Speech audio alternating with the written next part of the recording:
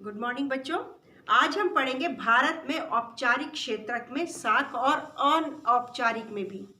यानी इसमें यह है कि विभिन्न प्रकार के ऋणों को हम दो भागों में बांट सकते हैं, औपचारिक और अनौपचारिक। औपचारिक में जो है वो आते हैं, पहले वर्ग में आते हैं औपचारिक, यानी उसमें आते हैं बैंक और सहकारी समितियां जहां से हम कर्ज ले सकते हैं, वो औपचारिक है। और अनौपचारिक में आते हैं साहूकार, व्यापारी, रिश्तेदार, दोस्त, मालिक हो सकता है, मकान मालिक भी हो सकता है। इस तरीके कई बार दुकान के भी लोग होते हैं। कई बार हम दुकान से कर्जा ले आते हैं ना। कर्जा कैसे ले लेते हैं? कुछ सामान उधार ले लेते हैं, खाने पीने का, महीने का। तो इस तरीके से हम ये अनौपचारिक स्रोत होते हैं। लेकिन ये दो तरीके के स्रोत हैं और इसमें हम ये देखेंगे कि जो औपचारिक स्रोत है, जो बैंक है या सहकारी समितियां, कोऑपरेटिव सोसाइटीज हैं, इन पर आरबीआई की नजर होती है, रिजर्व बैंक ऑफ इंडिया की नजर होती है कि ये किस तरीके से लोगों को लोन दे रहे हैं।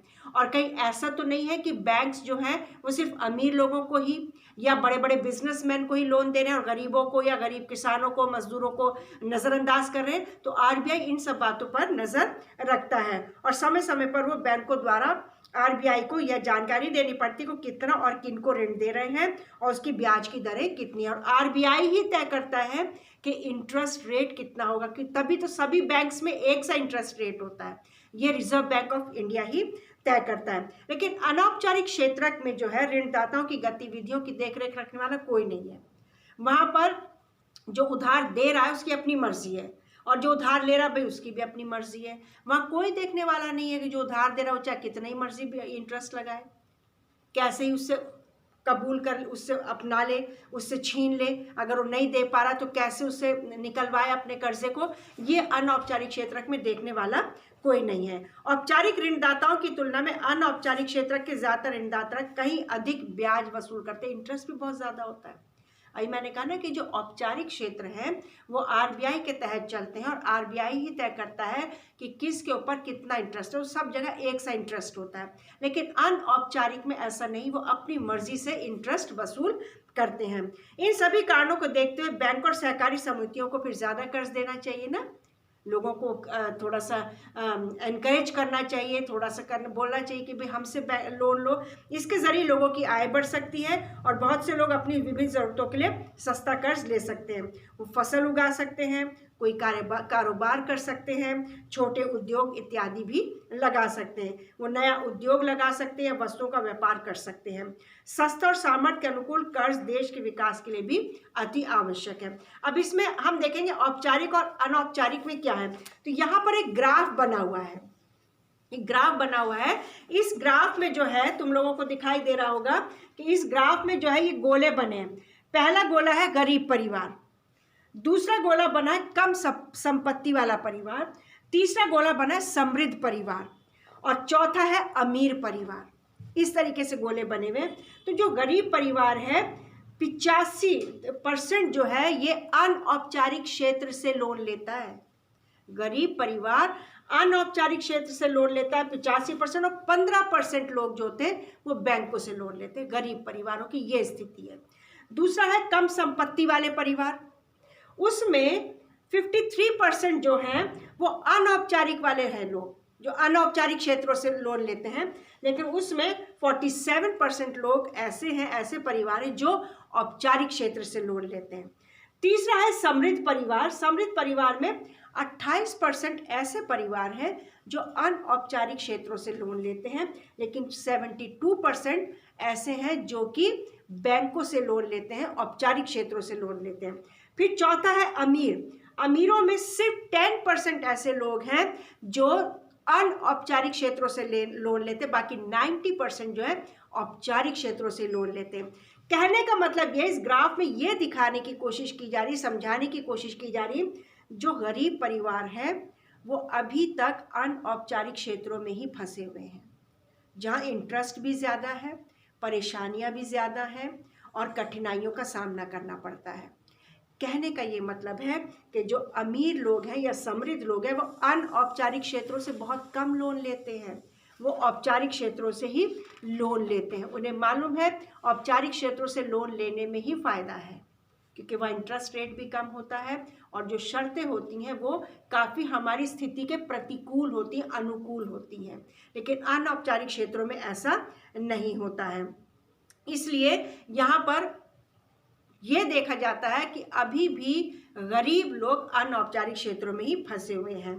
आय बढ़ाने का काम कर ही इसलिए बैंक और सहकारी समितियों को अपनी गतिविधियां विशेषकर ग्रामीण इलाकों में बढ़ाने की जरूरत है। जहाँ पर मजदूर हैं, किसान हैं, गरीब परिवार हैं, बैंकों को अपनी जो सिस्टम है या अपनी गतिविधियां है विशेषकर गांव में, देहातों में बढ़ाने की जरूरत है, ताकि कर्जदारों की अनौपचारिक स्रोत पर से उनकी निर्भरता घट जाए, ताकि वो कर्जा अगर ले तो बैंकों से ही कर्जा लें। दूसरा, यदि एक तरफ औपचारिक स्रोत के ऋणों का विस्तार होना चाहिए तो दूसरी ओर यह भी जरूरी है कि यह ऋण सभी लोगों को प्राप्त हो सके। वर्तमान समय में अमीर परिवार ही औपचारिक स्रोतों से ऋण प्राप्त करते हैं, जबकि गरीब परिवारों को अनौपचारिक स्रोतों पर ही निर्भर रहना पड़ता है। यह जरूरी है कि औपचारिक ऋण का अधिक समान वितरण हो, ताकि गरीब परिवार भी सस्ते ऋण का फायदा उठा सके। इस तरीके से अब अगला जो हमारा पॉइंट है वो है निर्धनों के स्वयं सहायता समूह। गरीबों के स्वयं सहायता समूह ये गांव में हो जाते हैं। कई बार जैसे चिट फंड डाल लेते हैं, कमेटियां डालते हैं, जानते होगे तुम लोग, या लेडीज घर में मोहल्ले में ही 20-22 लेडीज मिल जाती हैं, इतना इतना पैसा जमा, ये स्वयं सहायता समूह है। ये हम लोग खोल लेते हैं, निर्धन लोग जो होते हैं वो खोल लेते हैं। इस तरीके से ये भी एक अनौपचारिक स्रोत ही है। ये भी एक अनौपचारिक स्रोत है जहाँ पर लोग इस तरीके के स्वयं सहायता समूह खोल लेते हैं। इसके ऊपर भी नजर रखने वाला कोई नहीं है। हाल ही के वर्षों में लोगों ने गरीबों को उधार देने के कुछ नए तरीके अपनाने की कोशिश की है। इनमें से एक विचार ग्रामीण क्षेत्रों के गरीबों विशेषकर महिलाओं को छोटे छोटे स्वयं सहायता समूह में संगठित करने और उनकी बचत पूंजी को एकत्रित करने पर आधारित है। एक विशेष स्वयं सहायता समूह में एक दूसरे के पड़ोसी 15-20 सदस्य होते हैं जो नियमित रूप से मिलते हैं और बचत करते हैं। प्रति व्यक्ति बचत 25 रुपए से लेकर 100 रुपए या अधिक भी हो सकती है। यह परिवारों की बचत करने की क्षमता पर निर्भर करती है, यानी कई बार तो डेली देना पड़ता है। कोई एक मुखिया बन जाता है, उसके पास अपने आय का हम कहीं भी हम 25 रुपये डेली देंगे, 10 रुपये डेली देंगे, या 100 रुपये, या उससे ज़्यादा भी हो सकता है, या महीने का भी होता है। तो इस तरीके से हम 20-22 परिवार मिल जाते हैं और अपनी रुपए पैसे को वहाँ जोड़ते रहते हैं, और वो कई बार एक चिट निकालते हैं, उससे पैसा निकल जाता है जिसका नाम आ जाए, या किसी को ज़रूरत है तो कहता है भी मुझे दे दो ये पैसा। इस तरीके से वो सिस्टम चलता है। समूह इन कर्जों पर ब्याज लेता है, लेकिन ये साहूकार द्वारा लिए जाने वाले ब्याज से कम होता है। इसमें क्या होता है, ये समूह बन गया, जैसे मैंने कहा ना, किसी को मान लो मुझे ज़रूरत है, हम 20-25 फैमिली वालों ने मिलकर एक ये खोल लिया है, मोहल्ले वालों ने, और मुझे इस महीने ज़रूरत है तो भाई मुझे वो पैसा दे दो, तो मैं वो पैसा उधार लेकर थोड़ा सा इंटरेस्ट दूंगी। लेकिन ये जो इंटरेस्ट होता है ये अनौपचारिक क्षेत्रों से फिर भी कम होता है। इस तरीके के स्वयं सहायता समूह खुल चुके हैं। 1 या 2 वर्षों के बाद अगर समूह नियमित रूप से बचत करता है तो समूह बैंक से ऋण लेने के योग्य हो जाता है। फिर ये इतने स्ट्रांग हो जाते हैं स्वयं सहायता समूह कि ये पहले तो आपस में करते हैं, उसके बाद ये एक तरीके से अपने आप को रजिस्टर करा लेते हैं, फिर ये बैंक से भी लोन ले पाते हैं, और बैंक से लोन लेके ये अपने जो इनके ग्रुप के लोग होते हैं उनकी ये मदद करते हैं। ऋण समूह के नाम पर दिया जाता है और इसका मकसद सदस्यों के लिए स्वरोजगार के अवसरों का सृजन करना है। ये तरीका है लोगों को अपने पैरों पर खड़ा करने का, लोगों के बिजनेस को बढ़ाने का, लोगों को स्वयं मतलब अपने में मजबूत करने का एक तरीका है कि पहले हम आपस में एक कोऑपरेटिव सोसाइटी बना लेते हैं, उसके बाद हम इस सोसाइटी को रजिस्टर कर लेते हैं, फिर हम बैंकों से लोन लेते हैं ताकि हमारे जो ग्रुप के सदस्य हैं उनको लोन मिल सके इजीली, फिर हम उनको सिखाते हैं। इस तरीके से लोग स्वरोजगार में आ जाते हैं, और कई बार लोग इससे क्या करते हैं, हथकरघा लिया है, हल लिया है, जो भी उनकी ज़रूरत है वो इन लोन से ले पाते हैं।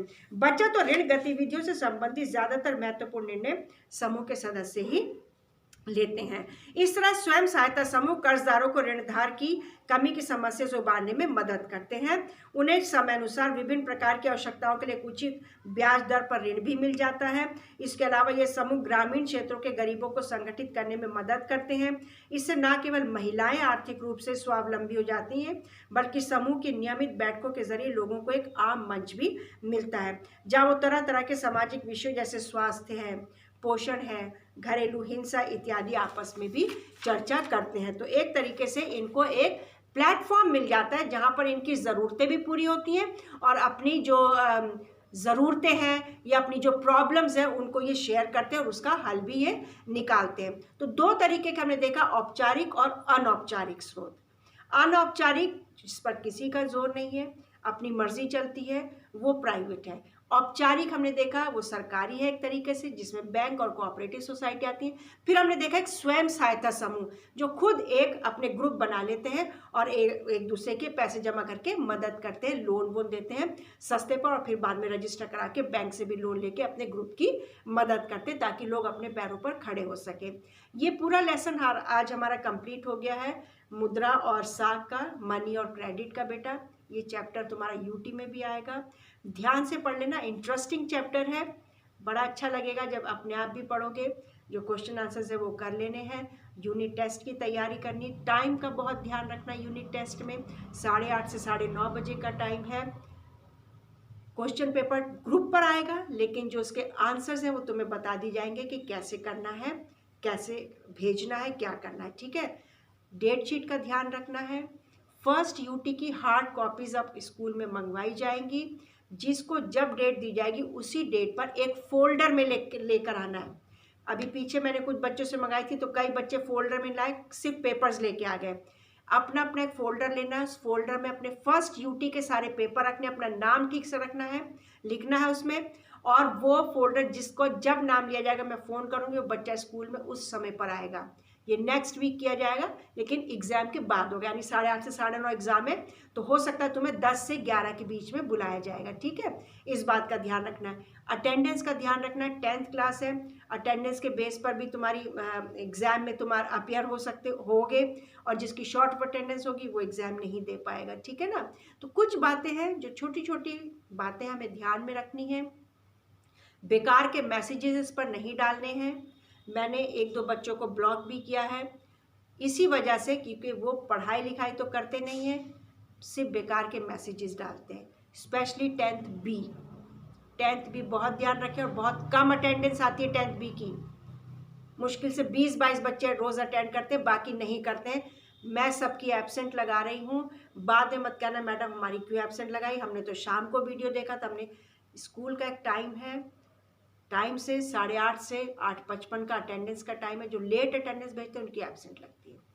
स्पेशली यूनिट टेस्ट में ध्यान रखना अटेंडेंस का। ठीक है बेटा, वो यूनिट टेस्ट की तैयारी करेंगे, खुश रहेंगे, घर पर रहेंगे।